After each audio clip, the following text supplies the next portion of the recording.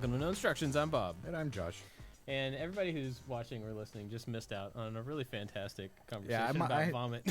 My eyes are still watering a touch. Not from vomiting, but from recounting times of vomit.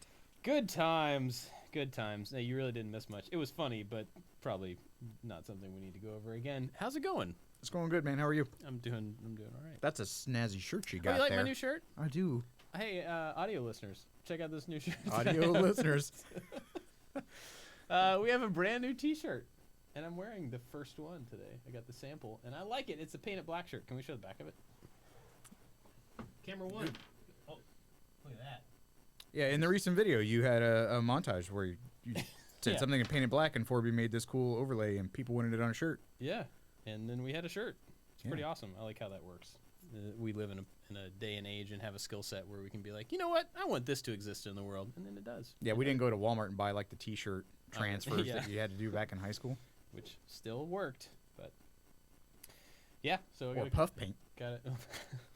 That's what we should do. We should sell puff paint shirts. Okay. Huh.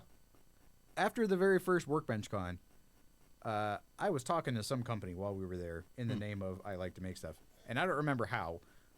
But I did not give them my email address, but they got it, and they emailed me, like, relentlessly. And it was a company that made crafting supplies, like crafting paints and things. Oh, I remember that. Like, adjacent to what we do. Yeah. And their big thing was this, like, bubble paint, this, like, puff paint that they were pushing hard. And it had a really stupid name.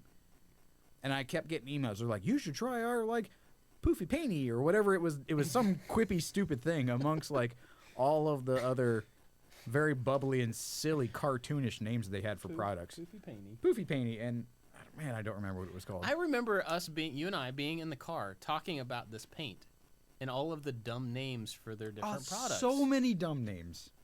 I couldn't get over it. And they were just like, in the email, they were so serious. They're like, we'd really like to reach out about you promoting jiggly paints. Jiggly sparkle glitter glues or something like that, and it was like, I can't read this email in a professional setting when apparently, like, I think it's kind of fun how they don't take themselves too seriously in their product naming, but when they're trying to have a legitimate, like, they have an address block or whatever, like a signature block on their email chain, I can't. Like, I just can't. Creator of sparkly poofy paint poofs. Paints. I don't know how we got to that. What are we working on? Let's get to that. We said this last time. Yeah, I believe. Oh, okay. Yeah. So we're both putting together the Lego DeLorean that is very much out of stock. So I commend you on your feverish buying habits. I saw a picture on social media somewhere yesterday of a Lego store somewhere that made the out of time license plate from the Back to the Future DeLorean, but put out of stock. Nice. Yeah, that's funny. Yeah, it's funny. There's a whole, like, influencer group of people who get sets ahead of time. Those lucky duckies. And it started happening a lot. That recently. Is not us. How do we figure that out? I wonder how we get on that list, because that'd be kind of cool to, like, well, one, not to have to buy all of these because they're pretty expensive, but also just to get them early. We have an in with some part of Lego. Yeah, it's the Lego Education. I don't know. It's a different building. Pretty sure. I don't know if they're like the old Bionicles people. They're like, oh, just go over there. Oh, they're the Chima group. They're the Chima people, and they have to, like, go down the street. So, kind of Lego related. I was looking around on Amazon a couple days ago for something related to Land Cruisers. I don't even remember exactly what it was. And I know that there's not a Lego Land Cruiser set. There's a Jeep set. There's a Land Rover set. Yep. There's a F-150. Mm-hmm. So there's several truck or, off-road related sets. I have, like, a remote control set. I don't know if I've ever shown you that one. No, but I know which one it is. It's awesome. Yeah. It is so cool. Like, the construction is very cool. Is it one with the app? Yeah. Yeah. And full remote control vehicle. It's about, I don't know, this big, about that tall. It's got giant suspension on it and everything. Shoebox, maybe? Bigger than that. It's very cool. Anyway, so I know there's not a Land Cruiser set. And I'm, like, flipping through, and all of a sudden, there's a Land Cruiser set. On Lego.com? No, on Amazon. It's like one of those. Yeah, you got to get the mock kits from it's not Brickmania. Oh, who was it? It was the site that I got your lightsaber. Right. So Before this is not Lego that. tried to make the lightsaber. Yeah. This is not that. This is some Chinese company who now, all of these designs are, I think, repeatable and like you can make your own exact duplicates of these now because I think everything is expired. And so it is a FJ40 style Land Cruiser build out of Technic pieces, Cool. and I couldn't pass it up. So it's coming. So after I finish this and after I finish the Vespa, it will be one thing I want to try.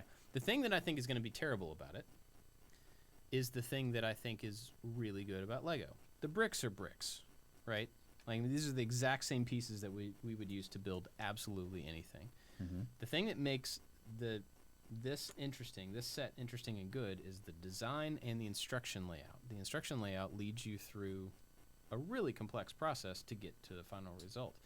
So I'm pretty sure that any of these other companies that, Mega Blocks of the world, whoever that try to make their own kits like this, the design's not going to be as good as far as like the construction of it, and the way that they show that off in the instruction booklet is probably not going to be as good. It may not even be in English. I have no idea. But we'll see. So there was, I forgot the software package, but Lego had a thing that you could go on there and you could just design your own kits from existing Lego pieces. Which I think they brought back in the instructions app on the iPad, I think. Sure, but it was its own standalone thing, and then at one point you could order the thing that you made brick by brick. It would itemize it, and you could just pay a certain thing, but they got rid of that function. Bricklink. Is that what it was? I don't remember. I think it's Bricklink. And it would also create instructions for you. Oh. Yeah. So it was an amazing portal that Lego had that gave a lot of freedom to individual creators because you could get the pieces that you needed directly from Lego. You wouldn't have to go through like a third-party reseller, and then they would also produce like some step-by-step instructions. But it wasn't as clear and logical as these. It would just it was an exploded view with the parts list, if I could remember properly. It was a long time. Oh, it wasn't a long time ago. It was in 2012. Because the place where I worked at the Dunker facility with the helicopter simulator where you jump in the water, I made that thing out of Legos, and I made like a whole bunch of little divers and little students with scared faces, and it was fun. Cool. Yeah, so that'll be here soon, and we'll see if it's interesting. Anthony pulled up a picture of it, and it looked pretty amazing. Oh, did you find it? Cool. Maybe you can throw it. That's the one that you had. That's it. That looks pretty cool. Wait a minute. That one has a remote. What? You put a motor in it? Ooh. Are they actual Legos? I mean, they look like it. I don't know. Some Mega Blocks in here. I think that's the same one I got, but I don't remember there being a remote. Wow, that's cool. But this led me down a little path that I didn't buy any more stuff, but I found some really cool, like my white Land Cruiser. I found an RC version of that. I remember you made the model kit, and it didn't have room in it for a motor or something? Yeah, kind of. This one's bigger than that. Okay. It's like, I don't know, it's probably 16, 18 inches long or something. But I found a video of somebody driving this thing, and like it's a rock crawler. Like it can crawl over crazy terrain. There's a whole hobby, like a whole community of people that have RC cars, not just to race, but to rock crawl. Yeah. And the RC community, I remember we lived in Washington. There was this big training area that it was like the helicopter training area is what it was called.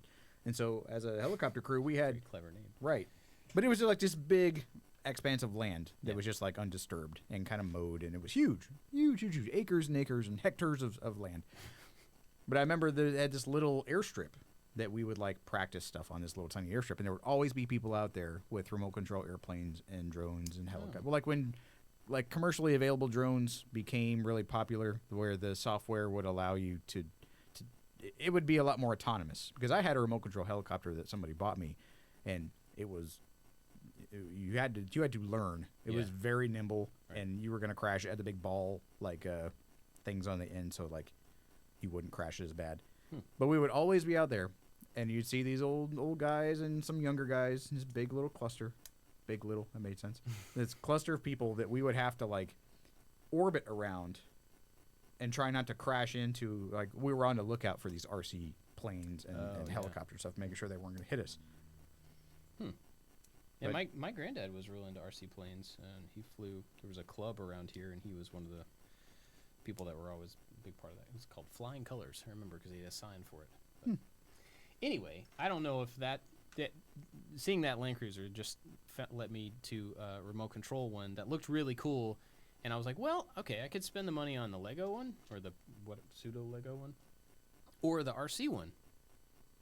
And I was like, well, either one of them I'm going to play with for a very short amount of time, and then I'm never going to touch it again. So, should I do that? Unless you get into RC stuff. Yeah, I don't need any more things to get into. So I decided that the buildable one I would probably spend more time with overall, because it would take me longer to build it than to drive it around a little bit and then not have time to let's go find some rocks for You it could to like put your crawl G.I. over. Joes in there, like back in the day. That's true. That would be so cool. We could shoot short film. Put bottle rockets and stuff everywhere. Ooh. Do you remember? I know G.I. Joe was like more of my age thing. It was my older brother, who's like 3 years older than me. He used to watch G.I. Joe. Yeah. Do you remember the hovercraft that they had? I remember some friends having all of the big toys. So they had a hovercraft toy that it would float. It wasn't Okay. an actual hovercraft, but Got it. you know the vehicle itself was a hovercraft. Around that same time, Tyco, I believe, sold a remote control hovercraft. Mm.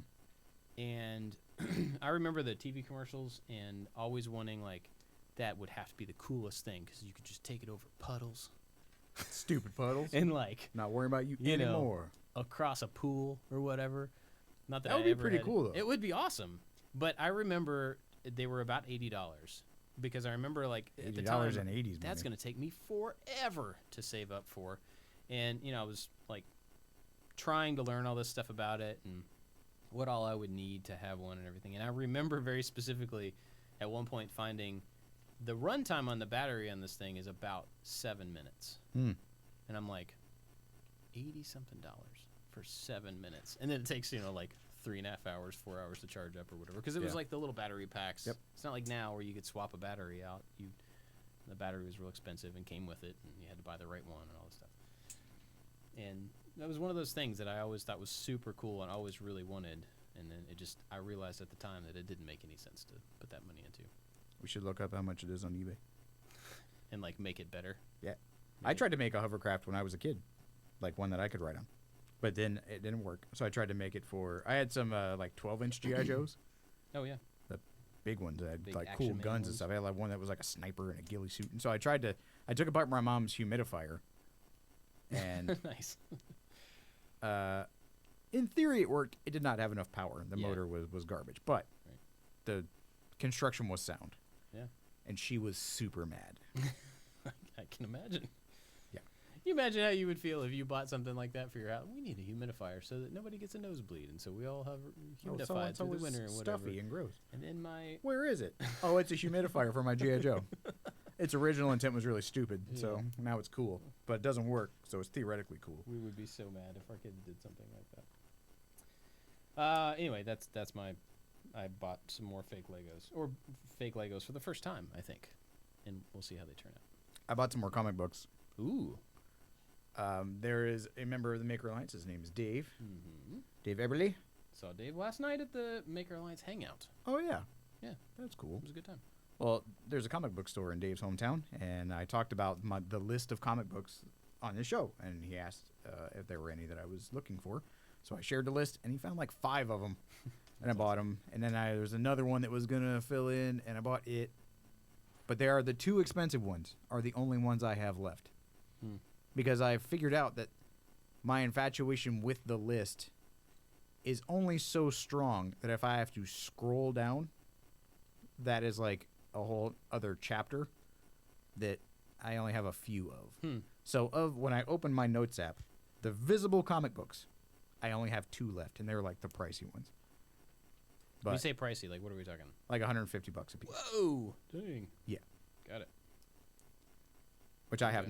not I've not justified those to myself yet. Hmm. So, Give it time. Give it time. but I think if I just don't scroll down the list that I have already typed up, I've transferred from the internet to my phone. So I have done the work. Yeah. And I have some, like I said, from the below the fold list. If I just don't go below the fold, I think I'm good. Yeah. I think I'm fine, and I can be happy with where I am. So I just don't look there. Yeah, probably a good idea. Cool. Well, what else is going on? You said you had a topic. Topic, roughly. I think I have a thing going on in my garage. So I have a project that I've been working on, and I don't remember if I've talked about it or not. I have a commission from some old friends of ours to build a military shadow box. A friend of mine is retiring from the Air Force, and they knew I made things, and they're kind people. And they asked me to make a thing, and I grumbled about it, and then they told me that they would pay me $1,000 for it. So I stopped grumbling. It's a lot of comic books. It is a lot of comic books. Was. Past tense, a lot of comic books. But, so I was like, well, okay. I mean, I modeled it up, and she had a pretty clear idea of what she wanted. And it all just kind of, like, happened. And then I started building. This was around Thanksgiving time last year. And my family had to go to Florida for something, so I had to, like, hurry up and do it because he had his retirement, like, not party, ceremony. And they wanted it to be there. And so the design that she gave me, I recreated. And there was a fundamental flaw in the design. And I ignored it. And against my better judgment, I ignored that there are these large panes of glass that were sandwiched between two glued pieces of wood. The box has a diamond kind of shape. Then there's the glass set in a rabbit. And then these ornamental Air Force chevron things glued on top of it. So the glass is a critical failure if it breaks at all. Right. So I built a crate, which I've never done before, but was kind of cool. Built a crate, made handles for this crate so that the UPS people could lift it easily. Could ignore the handles. Yeah, so they could, honest to God, ignore the handles. And I wrote all over it, like, touching messages. I'm like, hey, UPS guy, this thing I spent a lot of time for. It was very expensive. Please don't drop it. And I went, please, dear God, make sure this thing doesn't break. Like, all over this box. And so they get it. And, of course, the glass broke. But it broke in, like, the dumbest little tiny half of, like, a U.S. nickel-sized little crack. Because the UPS person stepped on it. Just boot prints all over the top of this box. Right on top of my message, please, dear Lord, let this thing survive the trip to Texas. It did. So... Could you hear that in the microphone? Megan blew her nose down the hallway.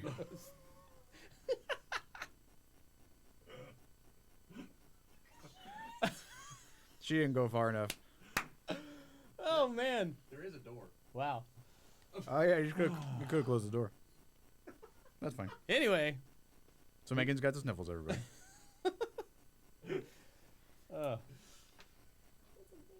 So, like, I insured this thing for twice the value because I'm like, if I can mitigate this at all, because I'm ignoring the design flaw, I'm going to mitigate it. If it breaks, then I'll get paid twice. So, huzzah. Yeah. Have you ever tried to submit a claim with No, I have not. UPS? No. It is a complete waste of time. And apparently I should have done it in the store, the UPS store here, not online, where it says you cannot submit a claim in a store. You have to submit it online. Well, that makes sense. Yeah, and so it was very weird. They eventually shipped it back to me, and they shipped it back to me. I guess they packed it at the store. It was not in the crate, but it broke way worse when I got it back. I opened it up. All of the glass was broken. A bunch of the wood pieces were broken. And so I had to pretty much rebuild it with the design shortcoming in mind. So I fixed it, and I built it the way it should have been built in the first place. So I completely accept that it was my fault for the oversight. So I fixed it, and now it's done, and it looks great. It's pretty cool. Like, I don't know if you know, the Air Force logo has these like wing chevron things go out, and it has a star and a little circle in the middle. It is a cool logo. It's pretty neat. Yeah. So that circle in the middle on this big shadow box, I was able to create this spring-loaded mechanism so where you push on the circle, it pops out and has a little bottle of whiskey in it. So it's like a little hidden hooch. That broke. So I had to fix that, again, in the whole transportation. So it's done now. But I am terrified to pack this thing up. They moved from Texas, which is far from here, to Washington, which is also far from here. So I don't know how to mitigate this from happening again because I absolutely hate doing something twice when I didn't intend to. But this time, the way that you built it, if it did break, if the glass broke, it would be replaceable by a or somebody human, out there. right? A human being who is not me. Because they were asking that. They're like, "Oh, we just have it replaced," and they were trying to like ease my tension. They're like, "Oh, well, we'll just have it fixed when we move," and I'm like, "You can't. Yeah. You can't because I'm a stupid boy who didn't think this through."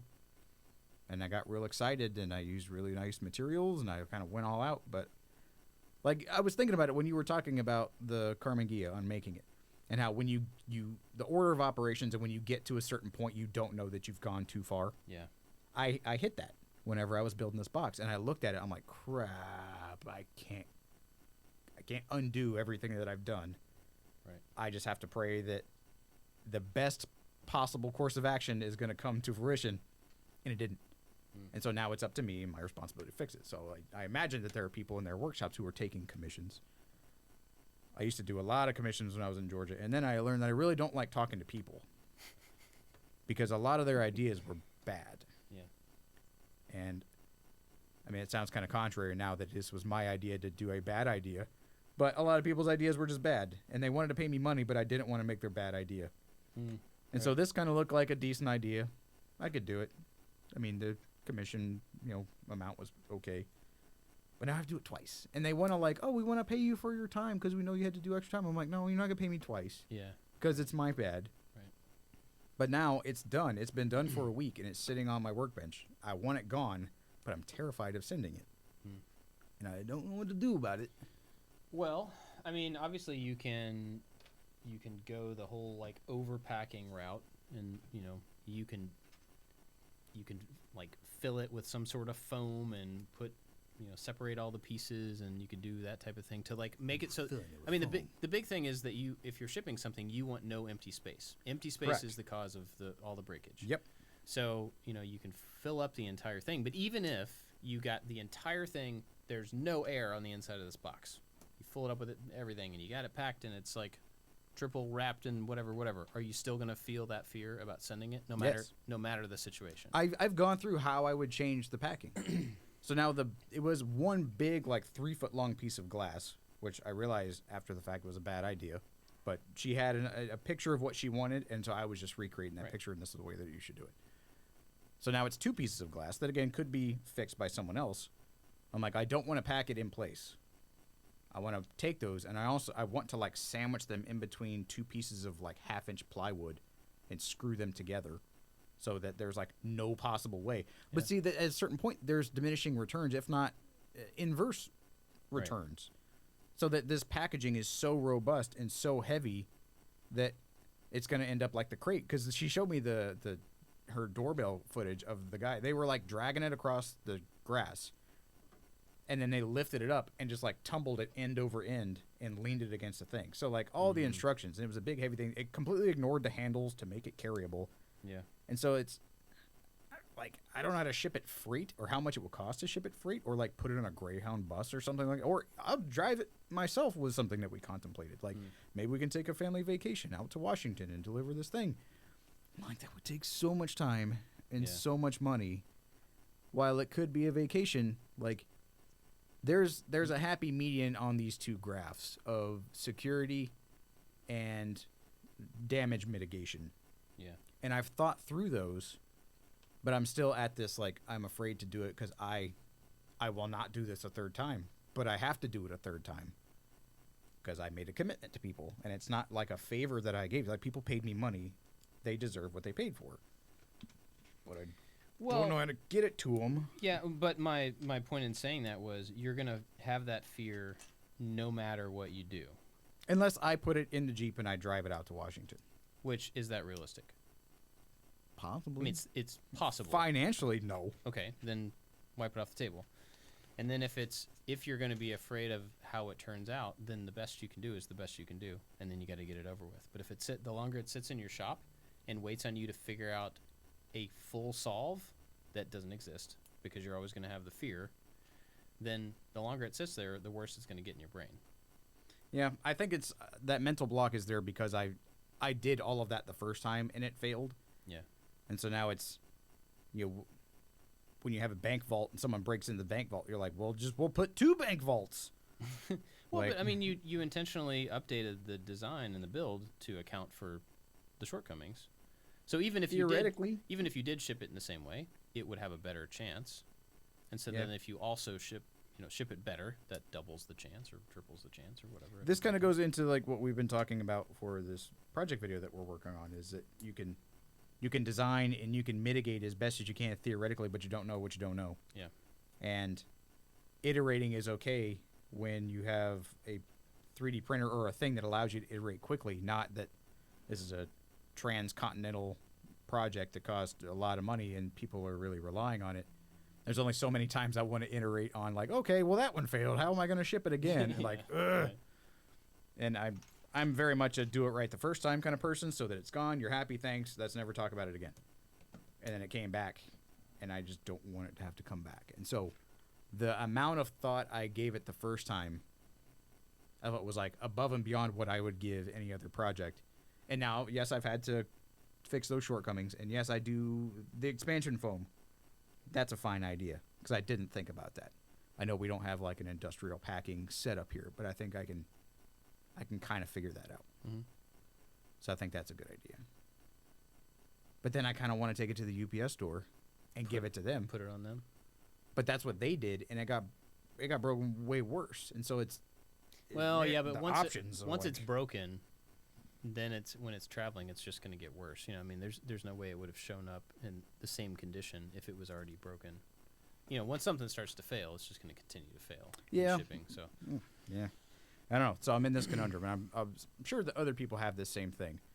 But then other people saw that I made it and were like, ooh, can you make me a whatever? Ooh. I'm like, unless you live next door and you pay me double what these people paid, like the answer is no. yeah, Because I'm not shipping anything ever again. Then I thought about the arcade cabinet, that Mortal Kombat cabinet. oh my gosh, I don't know if people know that story. Do you want to tell that story? not really. But okay, so we made this arcade cabinet for Mortal Kombat. Myrtle's Kombat. We called it That's- Myrtle's Cabinet for a long time because it was more fun to say than Mortal Cabinet. Yes. Mortal Kombat. Mortal Kombat arcade cabinet. We made this cabinet. It was like for the studio that made the game. Yeah, it was sponsored by WB Games because we had Yeah. to take the video down after they approved it and change it. Ugh. So it said WB Games and not sponsored by Mortal Kombat.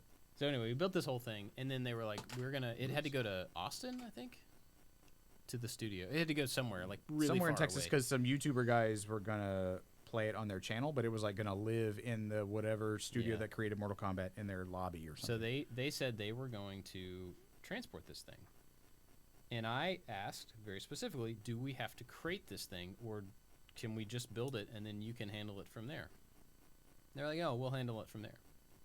And like in my mind, that means they're gonna build a crate. They're gonna like figure out a way. Oh, look at the videos on the thing of the thing. That's my arm. That's both of my arms right there. So we're waiting for this mystical person to come pick it up and pack it and handle it well. And dude shows up. Dude, his name was Dude. Dude shows up with, I don't know if that was actually his name, but he imagined name his now. name was Dude. Shows up with a truck and a hand truck. No lift gate, right?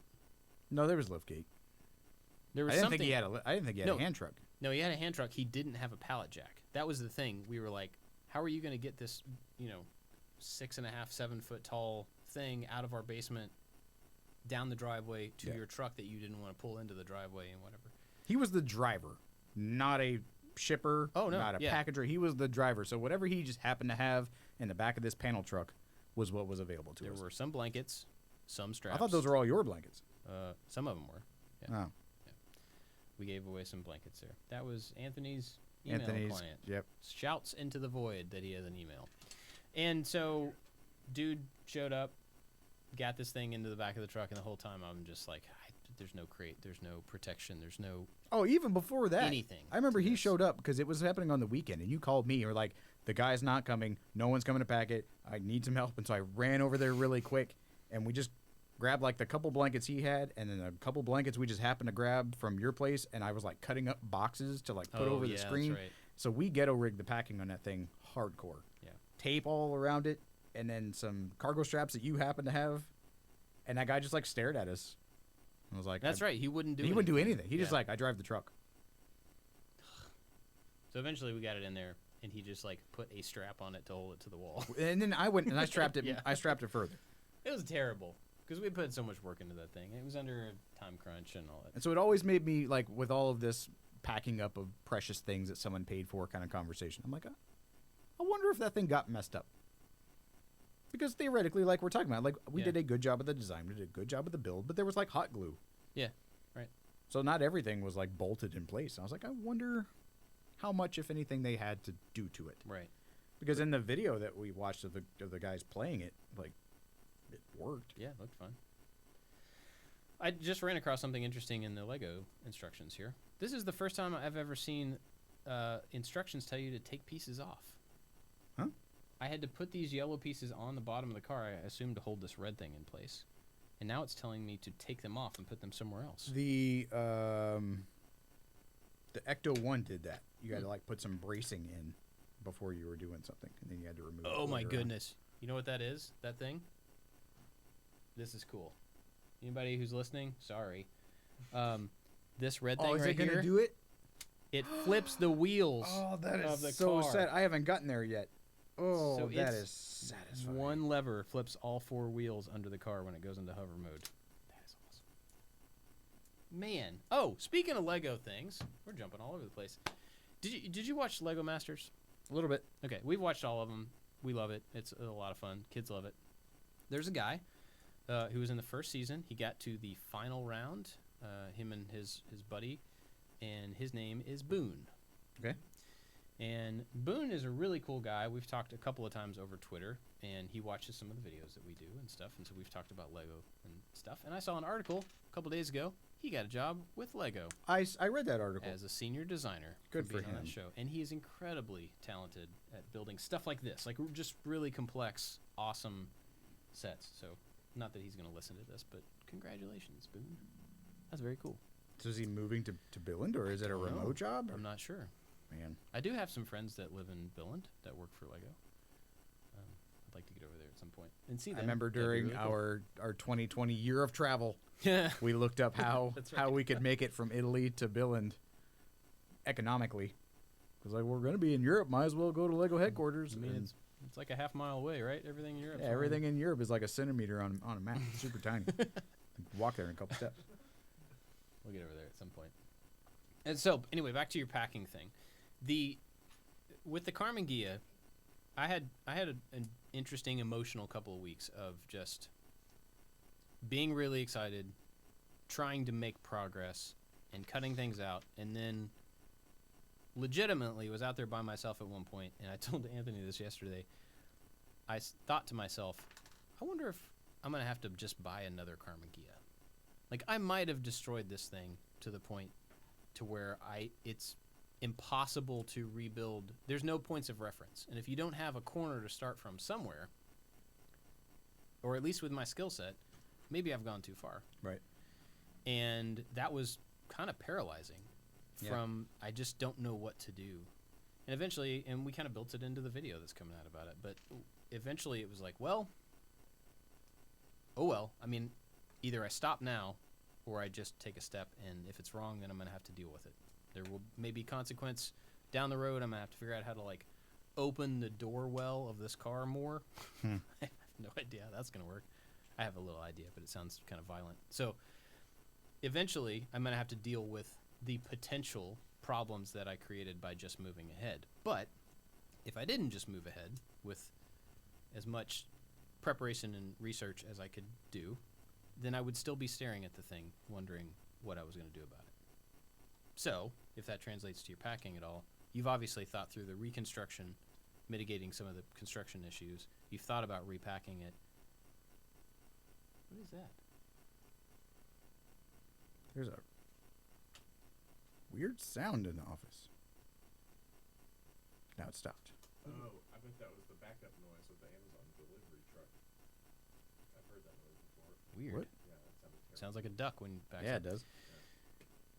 So anyway, in relation to your situation, if you've done all the research and you've done all the preparation and you've built it in a way that you can, getting it over with might be the best thing for you. Yeah.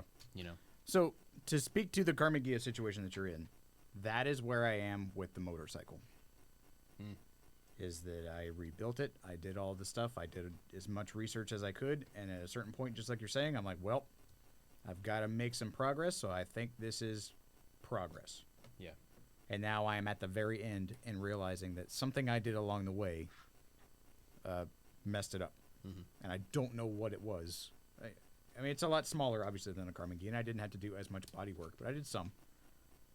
And I'm at that point where I can't pinpoint what it was that I did wrong. Yeah. So then theoretically everything could be wrong. And that at the very, air quotes, the end, it was very overwhelming. Yeah. Because I couldn't decide without going back and taking the entire thing apart and pretty much redoing what I did, like where the fault lies. Yeah. How far back do you have to go? Right. Right. Yeah. And that became paralyzing. Hmm. So I get what you're saying with the Karmagia, especially in the moment. And that, I think the pause that you have now and the forethought that you're having about, am I doing something now that could potentially ruin this thing to however many months or years down the line? Yeah. Yeah. Yeah. And so the feeling now is that it's not the frustration, it's the, I mean, my connection to the motorcycle is not as deep as your connection to the Karmagia. But it is less anger at the situation as it makes me lose love of the thing. And it just, I could see where someone could get annoyed and then like want to power through to like finally get to the finish line. Yeah. But that progress of work, like you're talking about, possibly negatively affecting the end game, or in the end game, and it was negatively affected. I don't know where it is, and now I look at the thing with disdain, not the process. Well, and one of the things about like with the motorcycle is you didn't go into that motorcycle project with, man, I love this bike. I've always wanted this bike, or like I all of a sudden love this bike. Right. It was like, hey, look, I bike. That's cool. I could ride that bike. Yeah. And if it doesn't ride, then it's not like you have a history with it. It's not my family members. It's Right. not an Yeah, yeah. heirloom. Right. My connection to it was purely academic. Right. So that makes it hard to push through some of that stuff that, you know, you get stuck. It's like, what's the motivation to push through that? Yeah. Like hard-headedness, maybe? Right. And I think that my dad listens to this show. And if this happened to me as a kid, my dad would go, so you're going to let that thing beat you? Oh. And then I would like make an angry face. Do you want me to do that? No. I can do that. No, it's fine. I'm grown up. I'm past that. We'll see. We'll see. I've learned. I've learned, but I probably haven't learned. Yeah. I tried that on my middle son the other day, and it totally worked. Oh, yeah? Yeah, so thanks, Dad. That's awesome. Yeah. And he did the same thing. He scrunched up his little angry nose and like, fine. And then walked off and like did the thing. I was like, ooh, that's manipulation. That's right. Gotcha. That's funny. Hey, I'm on to bag 4. Cool. How long have we been recording? 45 minutes. We had a whole mess of pros and cons last week, and we had more. Anything else on this topic? Or No, I guess I say all that, and I appreciate the encouragement. And I think it all ties back to the thing that you're like nervous and scared to do, but it's going to take you 15 minutes to do, and then when you're done with that 15 minutes thing, you're just going to be free of it. Yep. That. Yeah. I'm there. Yeah. So thanks for that. But I mean, if this encourages anybody else out there that has a project in their shop that is overwhelming or has any of these same feelings, I'm right there with you. So reach out to me on Instagram at Josh_MakeStuff and tell me your story so that I can feel motivated to do my story so then I can inspire you to finish your story. It'll be a big silly circle. Yes. Silly circle. You can also find all of us on the internet at I Like to Make Stuff on all the stuff. And tell us what you're working on, where you're stuck. Because it happens to everybody, no matter what you're doing. We kind of talked about it this morning on Making It when we recorded. I mean, like, David was working on a project that just everything, like a ridiculous, comical amount of things went wrong on one day on this really simple project. And he said it was the first time he's ever just given up on something. He was like, you know what? I'm not going to do this anymore. And that's hard. I mean, that is very hard. It's different for most of us a lot of people in our kind of mindset and just want to make the things they want to have. They don't really give up very easily. And so when you get to that point, you have to have been pushed pretty far. We're just so frustrated, not knowing what to do next, like with a motorcycle, that you're stuck. So ironically, the thing that taught me that lesson was the military. The like no fault, the mission is first, you have to accomplish the thing, all of these like very finite things. And the last aviation unit that I was in was a no fault unit. Everything had to work, the mission had to be accomplished. But then there were times where, especially in aviation, if there's pilots or anybody out there, like there's things you don't want to push because people have died when they have pushed them. And they're like, we always had the rule of threes, that if 3 things are stacked against you, then you need to stop. And we're going to stop doing this. We're going to stop pushing. We're going to regroup, and we're going to come up with a different plan probably in the morning. And so somebody would be keeping track. They're like, oh, well, this thing broke. Oh, I can fix it really quick. We'll get going. Or like, oh, the weather at this place is really bad. Like, oh, well, it's fine. Maybe it'll clear up. And like, oh, well, this thing is doing it. And someone would stop and like, okay, this is a scenario. We're trying to mitigate, or we're trying to like whack-a-mole different scenarios all at one time. They're like, yes, it would be amazing if all of the Swiss cheese holes aligned and then the skies parted and everything would be great. But we need to look at this realization and take a step back, formulate a better plan rather than trying to rush in and trying to attack all these things all at one time that you're going in half blind. Yeah. Very emotional. So take a pause. So that's very mature of him. Yeah. Yeah, I mean, he pointed out kind of along those same lines that if he had continued on and just tried to force it to work, he could have hurt himself. Yep. In the shop, with tools, that's being frustrated and using a saw because you're mad at the saw is not a good idea. So. Nope. Because that saw doesn't care. Exactly. That saw wants to cut something. Yep. And if it's you, it doesn't care. That's a good point. All right, well, pros and cons. Megan, do you have some pros and cons for us today? I sure do. Awesome. Number 1, oatmeal cream pies. You know how I like my oatmeal cream pies? Do you know? I like my oatmeal cream pies when someone jams their finger in the middle of it and makes it a donut. So that's why you did it to Megan before we started recording. I think it really enhances the flavor. It was really funny. So we're getting ready to record. She has an oatmeal cream pie in the package. And I was mean. In the package. I was mean to her, and it was I'm sitting sorry. next to her on the couch or something. He walks by and just like jams his finger right into. It was the still in the oatmeal cream package, pie. so it's still sanitary. Yeah. I'm sorry, Megan. Just That's mushed. fine. It still tasted amazing though. It tasted better though, right? Nope. Tasted exactly the So same. I'm gonna say mild pro. When I was younger, they were awesome. I loved them, and I would eat them a lot. Not as much as fudge rounds. Fudge rounds are the thing, but I liked them a lot. And then in the last couple of years, for some reason, we've stopped eating quite as healthy Sure. as we used to. And I put that all on my wife because she was the one that kept us healthy, and then now we don't as much. Way to go. No, it's totally us. So they've started showing up in our house, and I tried one, I don't know, a couple months back, and I was like, you know what? That's just not really that good. I mean, it's not bad, but it's not. I didn't want to eat it.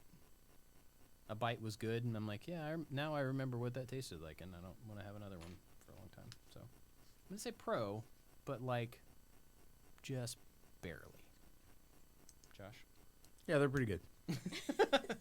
Well, all right. No, hold on. I think I discovered something in these instructions. Oh, yeah? Yeah. So in the instructions, it tells you to flip the car over, and you're going to place this subassembly I just made in place. Mm-hmm. There is a red brick right there, where there is not a red brick right here. And then the next step tells you to put a red... Oh, it's all one gigantic piece. Well, no, it's not. No. There's a red brick right there. Yeah, you're right. Before it says to put a red brick right there. It's on the top. There's of a the next typo. page. Uh-oh. I did it. I bet that'll be fixed in future versions of Because I was like, something is messed up here. There's not supposed to be a thing there. Yeah. Gotcha. Okay. Next. Take that, Lego. I did it. Speaking of Lego, Speaking of Lego. pros and cons for off-brand Lego. Con. Wow. I just... Con. We'll see. I mean... As I discover them in my kid's Lego bucket, Oh, yeah. they're ejected. Yeah. Mega blocks have no place in my home. Con. I'm going to say con with the caveat that this Land Cruiser set that I'm getting is not going to be actual Lego. And so we'll see how it turns out. But in general, other than But that they one- will not be mixed in with the big Oh, no, no, big no, bucket. No, absolutely not. They're wrong. They shouldn't even make it into the house. But it happens sometimes. And the reason it happens in our house, if it ever happens, is because Lego doesn't have the forethought to buy license to every property ever. Yep. And they should, because they're Lego. Yep. Got you some Pokemon Legos. Yeah. No, you didn't. Yeah, or Halo, or Hello Yep. Kitty, or what are the other ones? Masters of the Universe. But there's an Office Lego set. No, it's not. Not yet, at least. No, it's not. I love you. I don't want that. That's how I feel about that. All right, intense. Yeah. It's grass cutting season.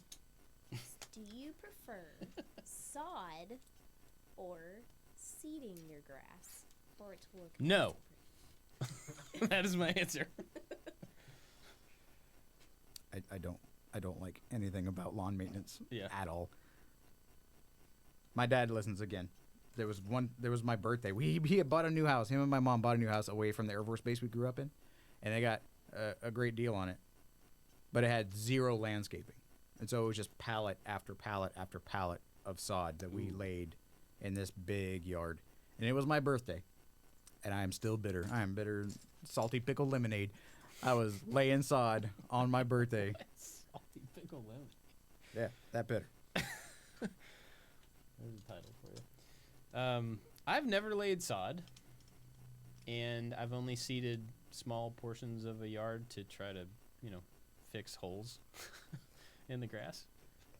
I don't really like either one, so Nope. I have no opinion. Burp. Real. No, thank you. All right, how about papayas? Barf! Con. I don't think I've ever eaten a papaya. They're gross. Okay.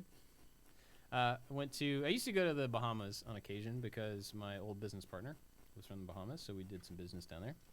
And then we had some other friends who grew up down there, so we went to a wedding there and stuff. And that same business partner married a girl from Brazil, so we went to Brazil for their wedding, which was really cool. And in both of those places, there were a lot of papayas and a lot of mangoes, and I don't like either one of them. They're gross. So You didn't that's a need to con bring- for me. You case didn't you need to didn't bring mangoes into this. I mean, my kids Take love that, mangoes. They love mango juice. There's something about the fruit has a gritty texture to it. that Yeah. I just, That's why I don't like pears. Oh. Yeah. That is in pears. I Yeah, like I the don't flavor of pears, and Nah. it's enough. Nah. But Nah. huh? Yeah. So I'm say con. Okay. Pool noodles. Oh, big pro. Yeah, pool noodles are great. So one time when we I sent Josh out one time. We were working on something, and I'm like, "Hey, we need some pool noodles for this, whatever it was we were doing."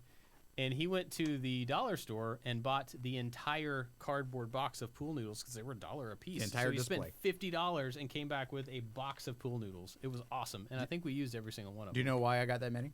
Nope. Because they wouldn't let me buy both.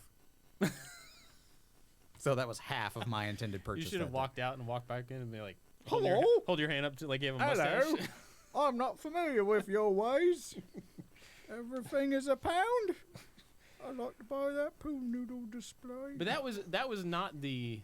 That was when Anthony and I, Was I'd that the say same we became friends. This is after. Those were for the slip and Yeah, those were different. What did we buy those for? We've bought a lot of pool noodles in the past.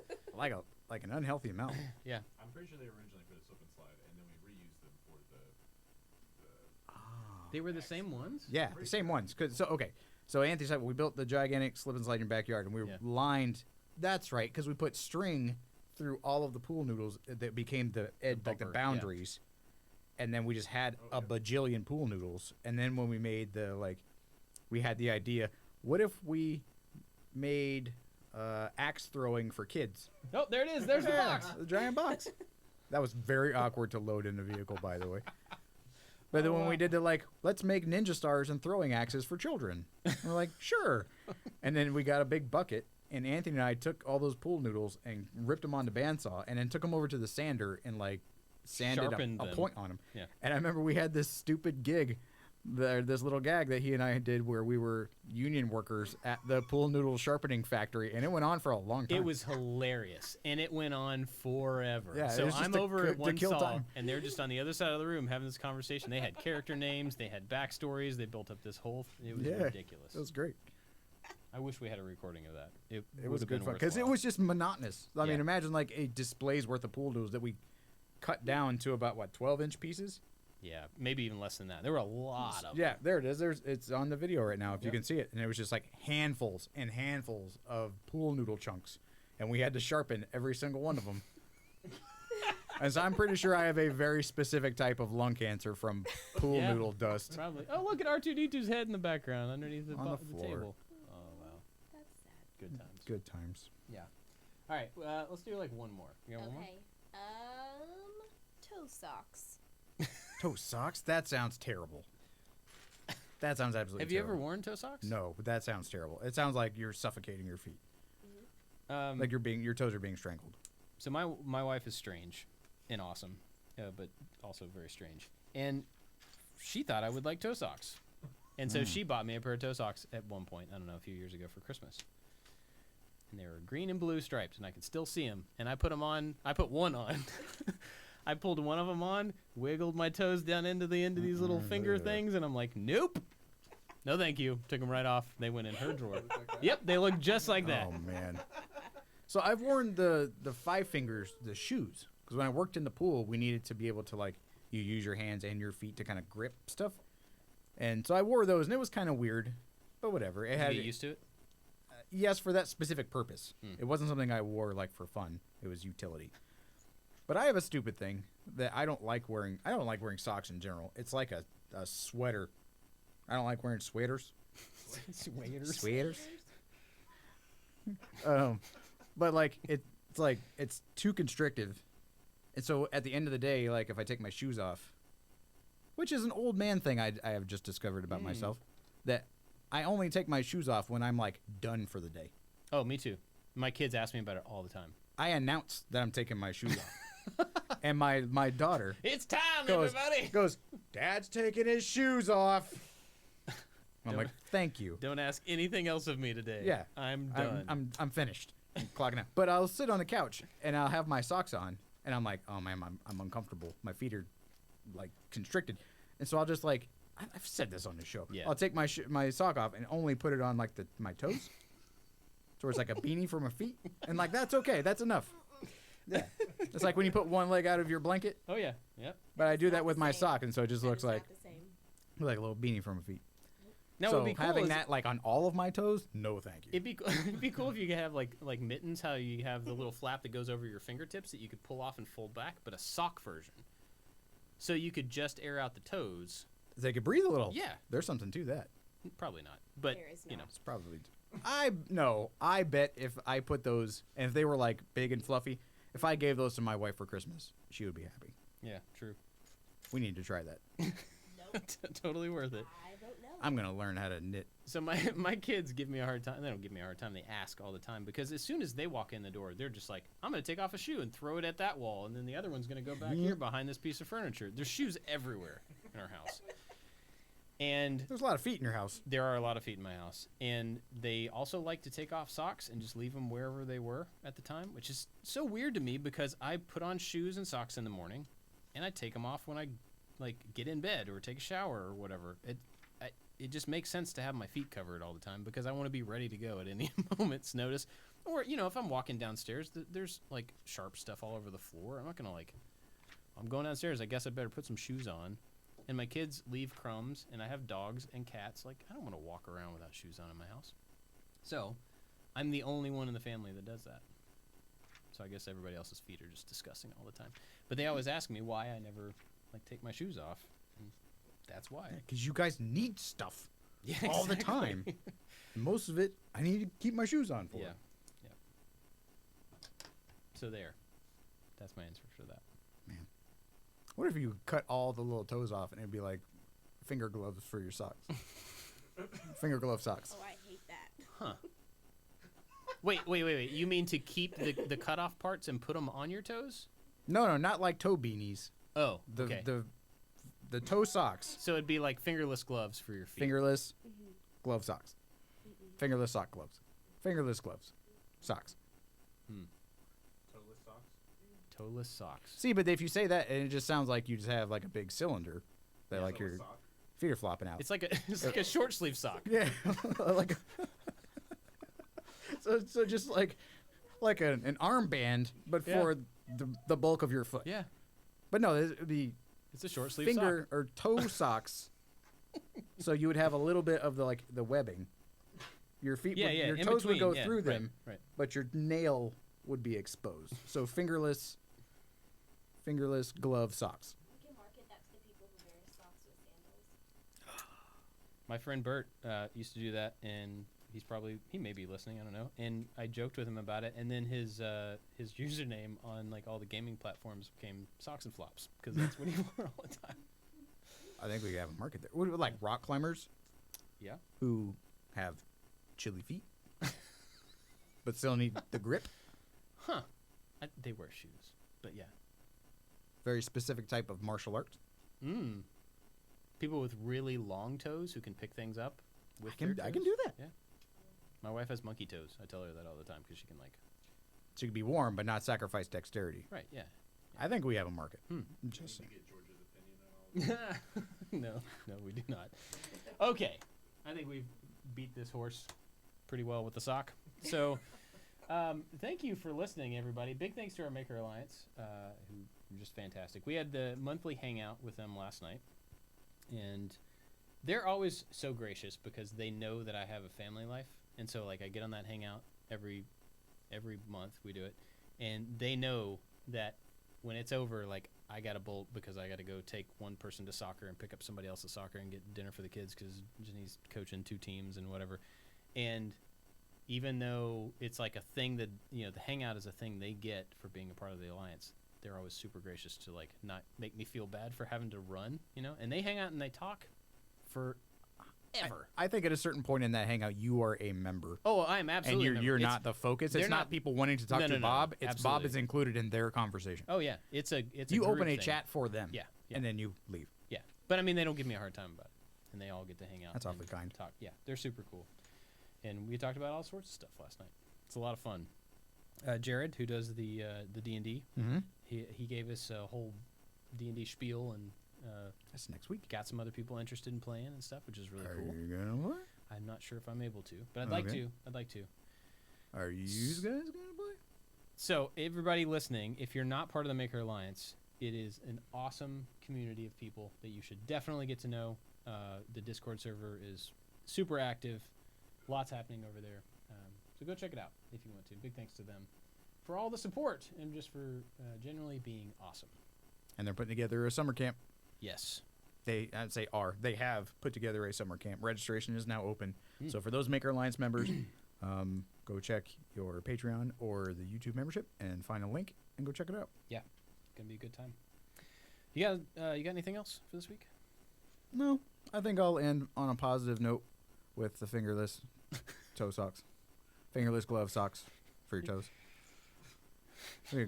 We'll ballpark that in. Yeah, it really rolls off the tongue. Yep. Cool. Thanks for listening, everybody. We'll see you next time. Bye-bye.